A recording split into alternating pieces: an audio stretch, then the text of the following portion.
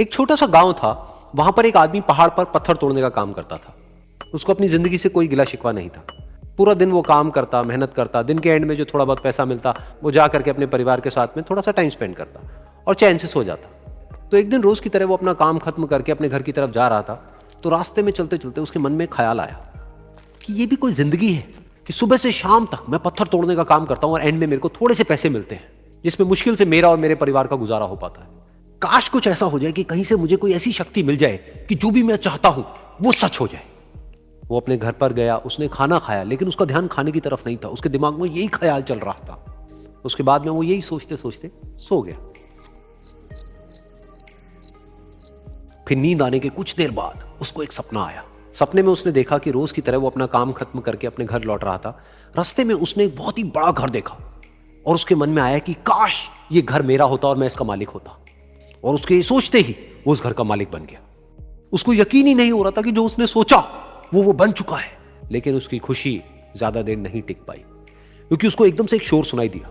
उसने अपने घर के बाहर देखा कि एक बहुत बड़ी रैली निकल रही है, जिसमें बीचों बीच एक पॉलिटिशियन है जो ऐसे ऐसे हाथ हिला रहा है। और वहां पर जितने भी लोग खड़े थे सब उसके नाम के नारे लगा रहे थे, उसके आगे हाथ जोड़ करके खड़े थे, सब उसको देखने के लिए तड़प रहे थे। तब उसको यह एहसास हुआ कि मैं कितना छोटा हूं उसके आगे।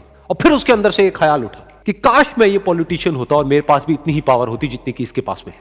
बस उसका इतना सा सोचने की देर थी, वो पॉलिटिशियन बन गया। उसकी खुशी का ठिकाना नहीं था, क्योंकि उसके आसपास में हजारों लोगों की भीड़ थी और सब उसको देखने के लिए तरस रहे थे, तड़प रहे थे। लेकिन उसकी ये खुशी भी ज्यादा देर नहीं टिक पाई। धूप बहुत ही तेज थी और उस पॉलिटिशियन को आदत नहीं थी इतनी गर्मी में रहने की। तो उस धूप की वजह से उसको चक्कर आ गए और वो बेहोश होकर के गिर गया। फिर उसको एहसास हुआ कि ये पॉलिटिशियन सबसे ताकतवर नहीं है, ये जो सूरज है ये सबसे ताकतवर है।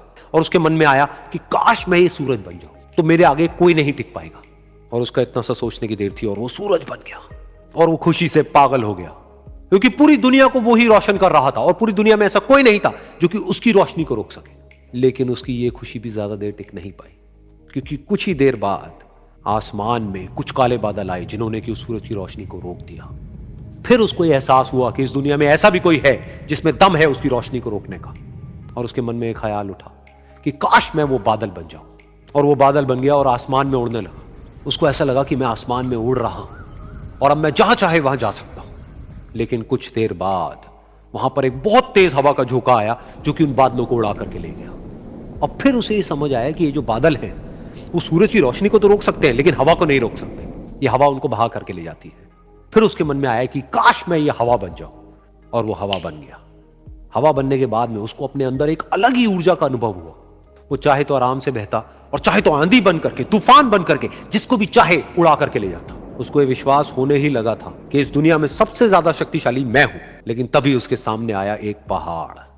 उसने अपनी पूरी ताकत लगा दी, लेकिन उस पहाड़ को वो इतना सा भी नहीं हिला पाया। तब उसको यह एहसास हुआ कि इस दुनिया में कोई है जो हवा से भी ज्यादा शक्तिशाली है, जिसमें दम है उस हवा को रोकने का। फिर उसके मन में आया कि काश मैं ये पहाड़ होता। और वो पहाड़ बन गया। लेकिन हर बार की तरह इस बार भी उसकी खुशी ज्यादा देर तक नहीं टिक पाई।